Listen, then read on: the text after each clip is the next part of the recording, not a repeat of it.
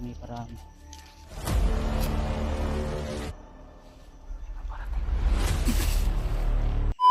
ang magandang umaga sa inyong lahat mga tol, magandang tanghali o magandang gabi kung ano man oras mapanood yung video na ito mga tol. Ay binabati ko po kayo ng isang magandang umaga, tanghali o gabi.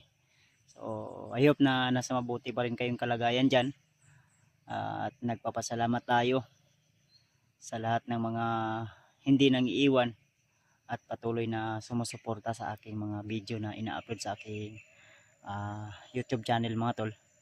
So sa wakas ay nakaakyat na rin tayo ng bundok dahil tapos na po yung ating mga trabaho dun sa patag o sa baba. Kaya kami ni Janry at ni Brad Edward ay nagplano na kami na umakyat ng bundok. Kaya nandito kami ngayon ni Janry. Ang problema ay si Brad Edward nakapag-prepare na yun ng mga gamit. Ang problema dun sa usapan namin na location na aming napag-usapan na tatlo na dun kami magkita-kita ay hindi siya dumating. At si Brad Bangkil naman ay hinatid namin dun sa area kung saan po yung sinasabi niya na Balite, at nagbigay kami ng kunting alay, pero hindi lang kami nag-video mga tol, gawa ng nagmamadali kami dahil maraming supporters na nagre-request na tulungan natin sila Brad Julio, sila Julius at si Rimart. Kaya hindi na kami nag-video at sinabi namin kay Brad Bangkil na mag-ingat na lang siya dahil gusto nyo naman na doon muna manatili. At yun, may mga alay kaming binigay doon sa sinasabi niyang mga kaibigan niya doon sa Balite. So susunod na balik namin, punta namin si Brad Bangkil doon para makumusta nyo rin mga tol, no? Kung ano na po yung kanyang lakad. Ang importante ay naano natin tol, hatid natin si Brad Bangkil sa kanyang gusto, dahil gusto niya ring babalik sa pagka manggagamot. Kaya ang sabi niya na doon daw muna siya manatili ng ilang araw o ilang weeks. Hintayin daw niya kami doon sa aming pagbabalik. Kaya hinayaan lang muna namin dahil siyempre may pasya din siya at may ano din siya na gusto niya rin na makabawi. Kaya sa mga request niyo tol, so ito na po. At si Brad Edward ay nasinda na po namin ng location kung saan kami dumaan at umakyat. Kaya patuloy kami ngayon ni Brad Janry, at sobrang lawak pa yung bundok na aming tatahakin para malukit namin yung area kung saan po yung sinasabi ng mga kasamahan natin na doon sila mismo. Dahil kung makikita nyo mga tol, napakalayo at napakabundok pa talaga ang area na ito. Kaya sa lahat ng mga silent viewers natin dyan, mga minamahal nating taga-suporta, lalo na sa mga solid nating taga-subaybay, mga silent viewers, nariyan pa rin mula noon hanggang ngayon na natiling nakasuporta. At syempre sa lahat ng mga hunter natin na kasamahan dyan, so ingat-ingat lang po kayo lagi mga tol, at huwag kayong padala sa mga pagsubok o problema sa buhay. Laban lang, dahil ang lahat ng mga pagsubok na ito at mga problema ay malalagpasan din natin to, dahil hindi tayo pababayaan ng Panginoon, sapagkat ay nariyan po siya lagi kung tayo ay tatawag sa kanya. So, parang may motor akong naririnig dahil ang area na ito mga tol may maliit na daan. So, dito muna kami nagpahinga dyan. Si Janry nandun sa unahan. So motor ba?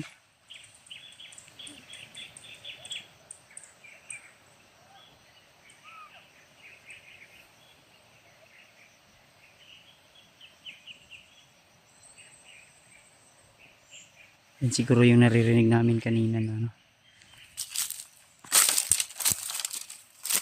Brad,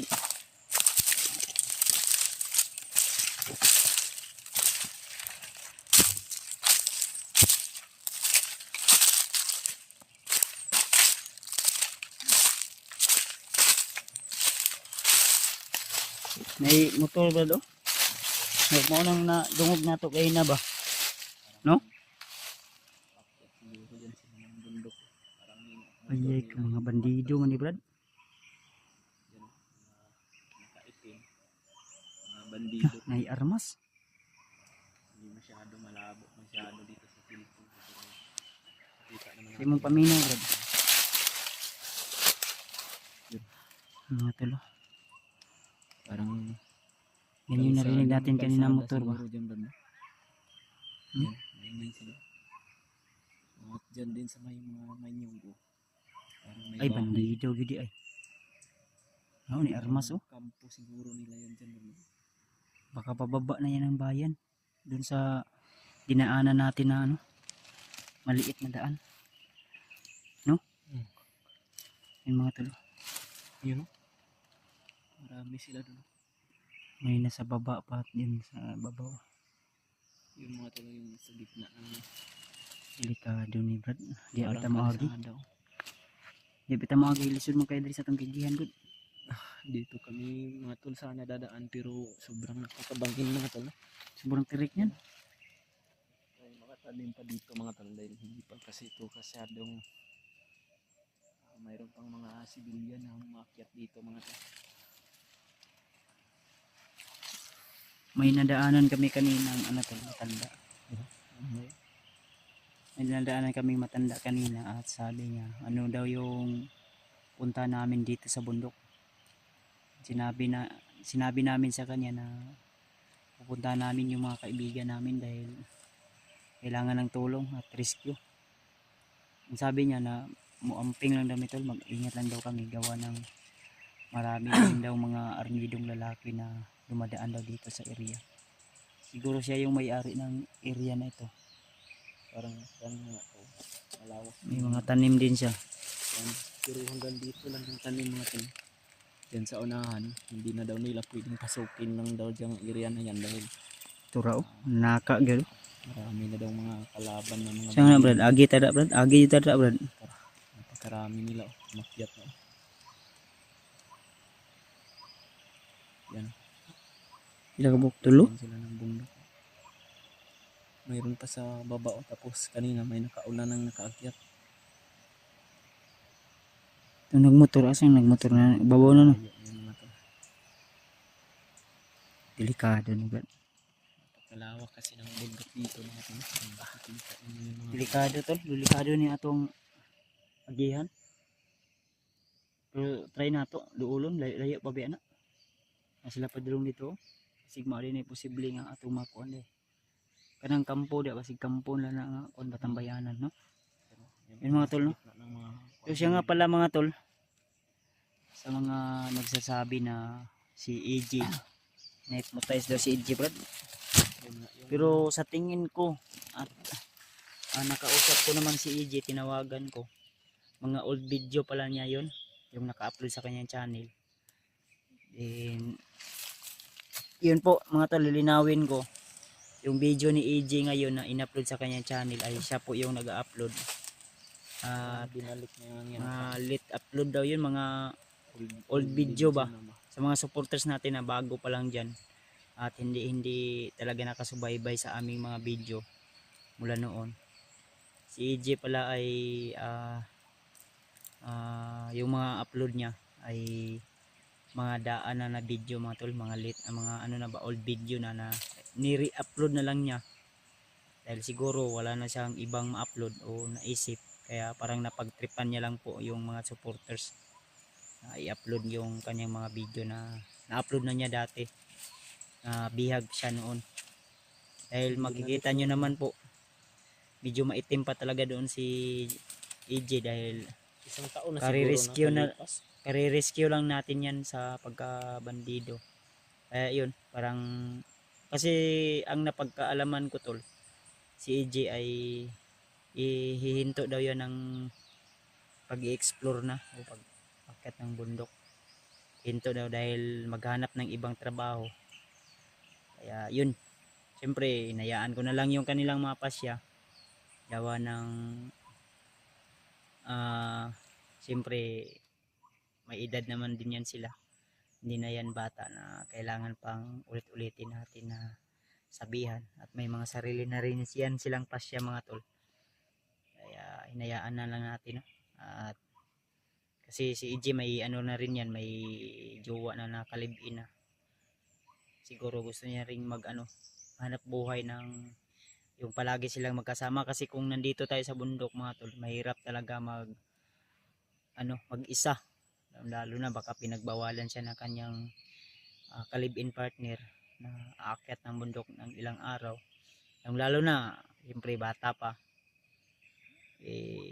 Baka mangyari, natatakot yung kanyang asawa kaya hinto na siya sa pag-explore muna.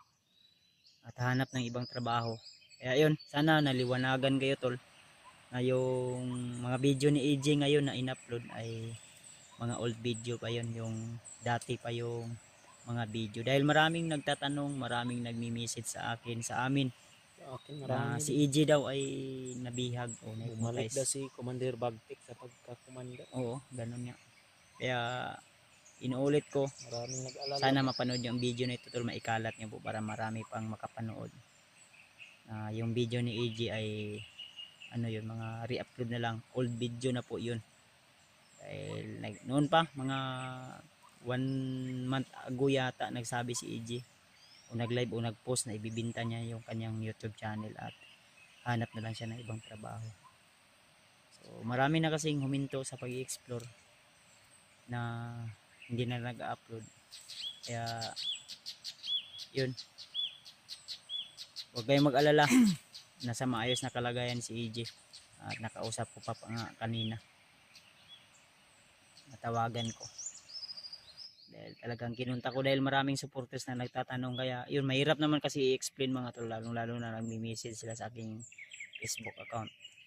At ngayon idinadaan ko na lang sa aking YouTube, sa aking video para malaman nyo po na mga re-upload na po yun o huli na o na-upload na, ni-re-upload na lang para hindi masira yung kanyang channel. Siguro yun yung ni EJ dahil ibibinta pa niya yung channel niya. Sa pagkakaalam ko nasa mga 5 mil siguro yun yung binta niya. Sayang din naman pero ayos lang. Ang importante mga tol ay magagamit niya rin. Kaya mga tol, tuloy po kami at focus tayo sa ating mission upang makatulong tayo sa ating ibang kasamahan na nabibiyag, hindi lang sa ibang kasamahan kundi pati na rin sa mga taong nangangailangan ng tulong. Hindi man sigurado kami na kami ay makarating doon sa kinalalagyan ng aming mga kasama ngayon. At least nandito kami upang tutulong mga tol, at hindi lang po sa kanila kundi sa iba na ring mga tao na nangangailangan ng tulong. Yan unsa kay asa na kasi karon no tag makontakto sa to si Edward no. Dahil yung napag-usapan namin na area talaga tol, naghintay kami doon at hindi siya dumating, hindi namin makontak kasi Brad Bangkil talagang hinatid namin doon sa kanyang sinasabi na balite at doon nagpaiwan dahil nagbigay din na kami ng kunting alay dahil para na rin sa kanyang mga kaibigan daw doon, mga gabay niya. Kaya babalikan na lang namin sa zone doon sa area kung saan siya nagpaiwan at sabi niya na tawagan lang daw yung kanyang pangalan at marating namin yung bundok na yun. Ibalik niya yung mga ritual niya mga kalba para magamit niya sa paggagamot niya. At may mission pa rin siya na tapusin yung mga dati niyang mission na hindi niya natatapos para mas lalong lumakas daw yung kanyang spiritual na lakas. Kaya kami ni EJ naman ay nagtitiwala. Siyempre tiwala tayo palagi dahil alam ko na para na rin yun sa kabutihan At hindi lang para sa kanya, para na rin sa amin at sa iba pang tao. Kaya tuloy lang tayo tol. Naman ba dun sa may plano ni Brad yung init eh sana oras mag alas 9 naman siguro sa buntag ron. Kailangan pa tayong makadaan talaga doon sa kuan ba. Sige lang, masid-masid lang utag, wala naman noon po sila diyo, layo-layo ang puna ko do. Pero duliton sa akong kamera. Wala na lagi. Padayon lang tani. Ang importante diya tol nga Hindi pa namin alam kung makikita na ba nila ng iba din si sige lang tol, kay kontak ko na mo sila Remart kung saan ay sitwasyon nila para nami update mga tol. Sana ay magkita-kita rin kami sa location nang sa ganun mga tol ay sama-sama kami sa paghanap sa iba naming kasamahan. So kayo po yung dahilan kung bakit nandito kami ngayon tol. Umakyat kami ng bundok para makatulong dahil marami po talagang request. Kaya nag-sideline tayo. nag-sideline kami ni Janry. Mensahe na parang hindi daw natin baliwala lang daw sa atin yung mga kasama natin ba na hindi daw natin tinulungan. Hindi rin naman kasi pwede mga hinayaan lang namin yung mga mensahe na masasakit dahil hindi naman po sa lahat ng panahon ay tayo ay makakatulong talaga. Hindi rin namin kasalanan kung ano po yung nangyayari sa kanila. Dahil wala pong kami tol, iakyat kami ng hindi nagsisisi kung ano po yung mga mangyayari sa amin. Dahil tanggap na po namin yung mga mangyayari at kaganapan. Kaya ang kailangan talaga mag-ingat at tiwala lang sa aming mga kargada o dala naming taglay na agimat. Anting-anting. hawak lahat ng araw mga tol. Kaya kahit dalawa lang kami ni Janry, talaga kailangan namin mag-ingat. At hindi rin namin pwede na sabihin yung ano po yung mga dala naming pangdepensa. Tara. Nandahan tayo.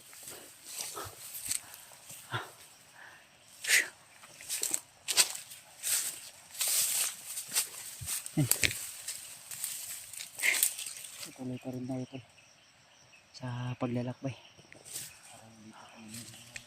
May mga sinasundan kami na bandido kanina. At may mga usapan sila na papunta daw sila sa Bihag. Kaya sinundan namin at minanman na namin ng mabuti mga tol. At wala namang nakasunod sa amin.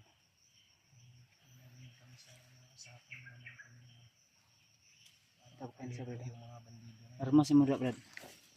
Mayroon daw nakatakas. Hindi namin alam kung Isa ka to nakatakas brad. narinig namin kasi sa mga usapan nila mga tol. Kaya nagpadagdag na mga tauhan yung number nila dito. Brad, pinsa ka to nakatakas.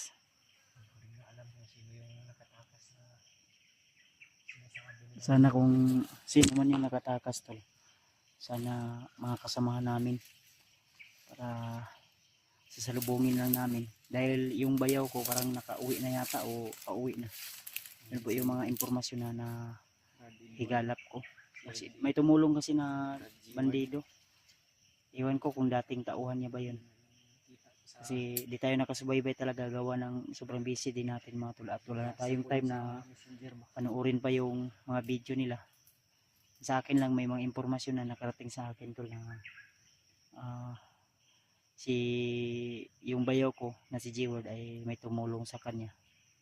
Kaya narinig din namin. Dahil ang bihag ngayon si Julio pero may narinig kami na nakatakas daw. Kaya sinundan namin kung saan sila papunta. Siguro mga bagong akyat yun, no? Bago yun. Marami sila kasi ay galing sila sa parang sa baba mga tol na nag-alerto sila sa gubat. Tol, pakishare po ng aming video mga tol para mapanood rin nila Remart. Kasakaling kami para malaman na din nila Remart na may nakatakas. Dahil wala pa kaming update talaga tol sa mga YouTube channel kung ano po yung mga upload nila. Kaya sana ikalat nyo po yung buong pangyayari tol sa aming mga video. Subaybayan nyo po kami tol. Lalo na si Janry mga tol. Dahil dalawa lang talaga kami ngayon na umakyat dito. At wala pa tayong update kung saan na ngayon si Edward. Hindi pa namin alam mga tol. Di namin alam dahil Nakasunod na ba siya o pero ang sabi namin, iniwanan namin siya sa messenger ng mensahe na kontakin niya kami kung sakaling nandun na siya sa napag-usapan namin para mag-send na naman kami ulit ng location o susunduin namin siya kung saan kami mag-usap. dumaan lang sila bro. Parang Ha? may daanan talaga dyan. Diri sila kung ikaw man nag-una.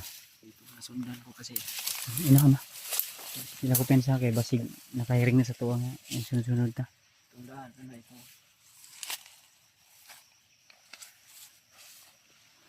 Sila ko pensa brad kay kabalo na ka nga mga bandido mga kun kay na marama.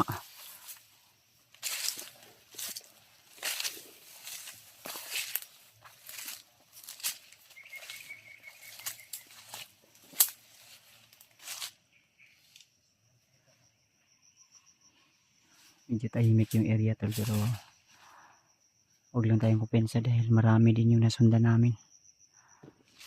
Pinasunod lang kami para nasa baba. Ha?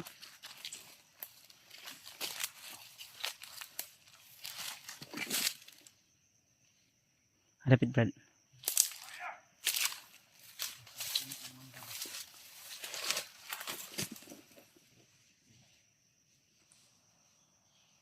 Meron siyang mga kasama sa baba. Okay. Marami sila dito. Ayaw pensa Brad.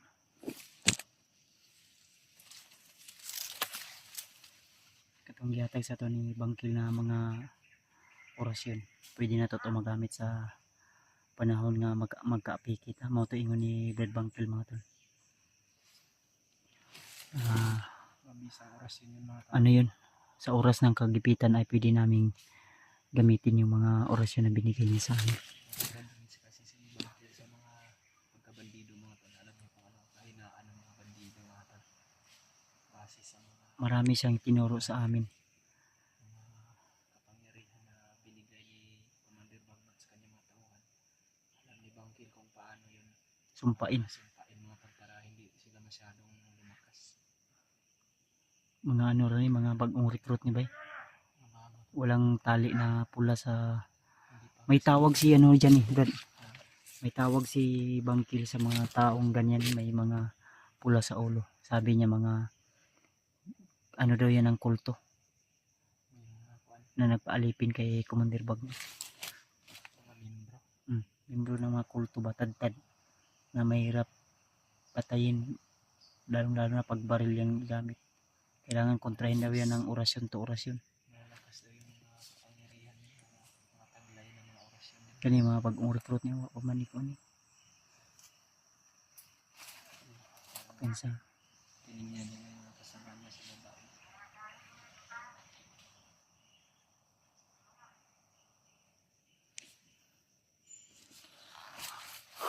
At lagi lang bilin na sa amin ni Brad Bangkil na kailangan magmasid sa buong paligid. Dahil yung iba ay nagkunwari lang na hindi nila na mamalaya na nandito kami.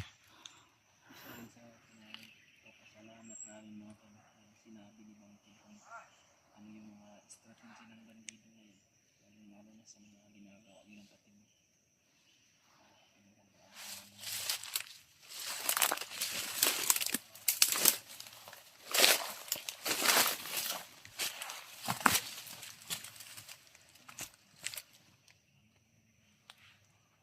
Pensa mo ito.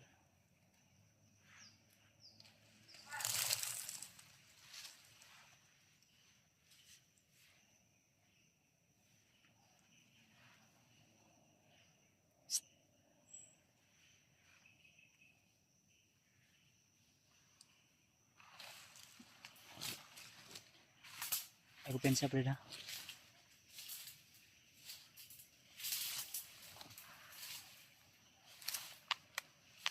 May mga armas naman tayo at bala dito tol. Kahit hindi man gaano karami yung dala nating bala. Ang malaga ay bawat asinta natin ay matatamaan sila. At nalagyan na rin natin ito ng mga orasyon.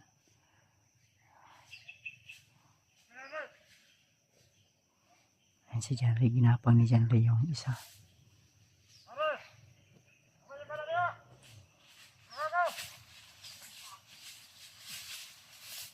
This one.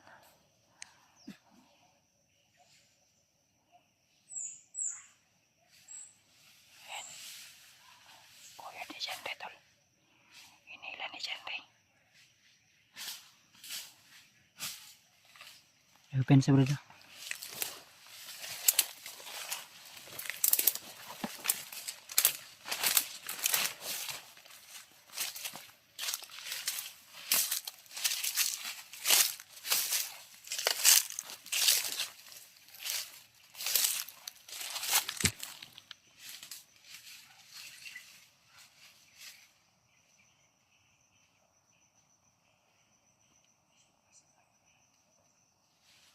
Parating ba dito tol?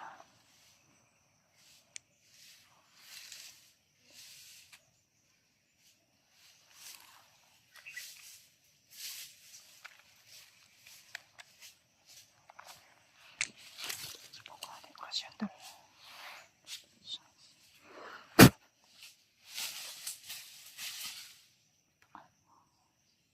Up.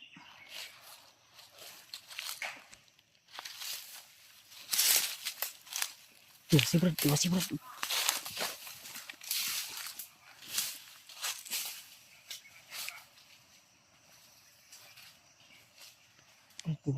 Dapat ito sa ano.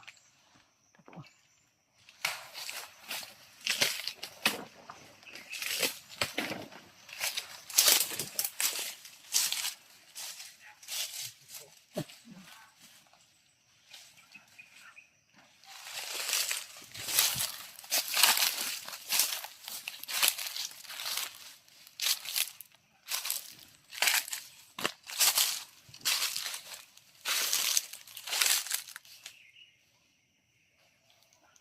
Ano to?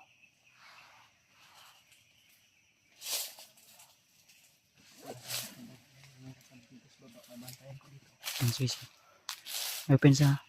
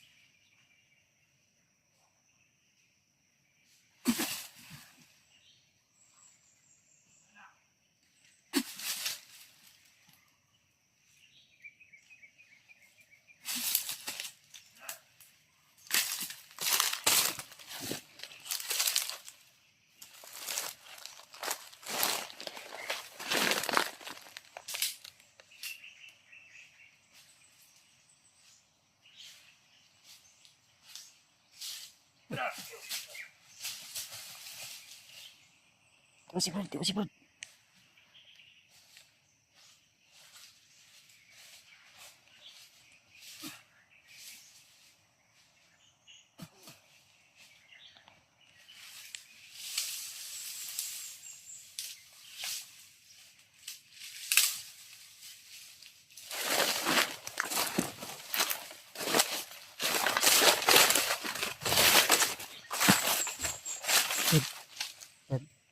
Nakuha lighter grade uban ta na. O kasi kuan ta. Lima lang. May mga panalin ba rin? Gamitin ni kaya akong dauban. Tingnan ko. Tingnan ko muna dito sa unahan kung may mga kalaman pa dito ba. Susunugin po ni Kuya Bats yung isang bandino mga tanda. Nilagyan ko ng kuwan.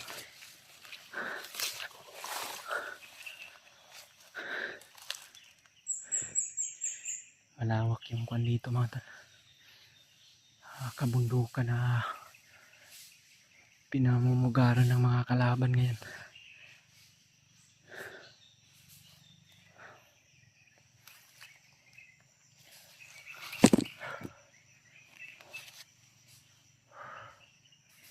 Yan o, dyan kanina mga tal.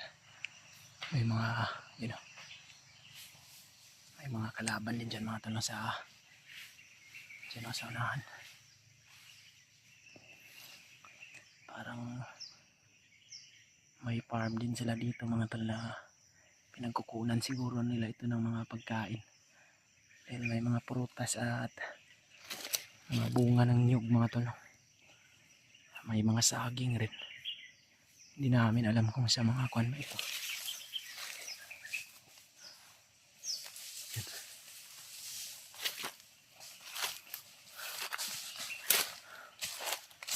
Sinunog na. Init ah. Tayo.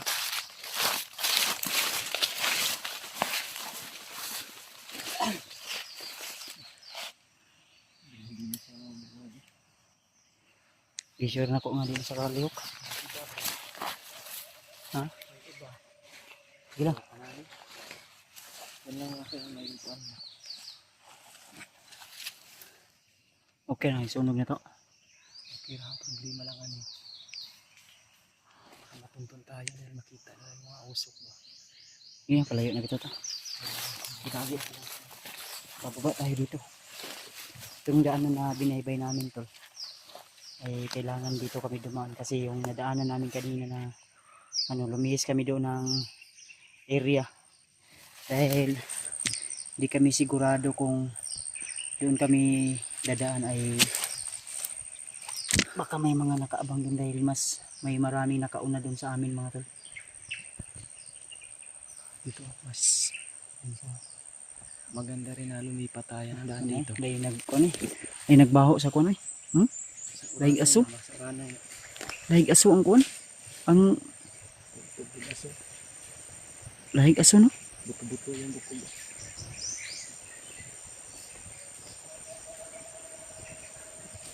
Tara.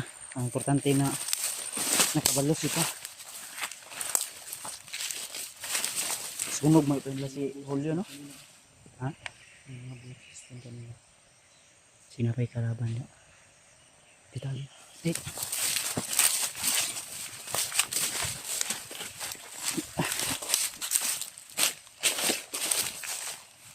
Malapit na tunggang ibad. Yan sa harapan ba? Ikaw.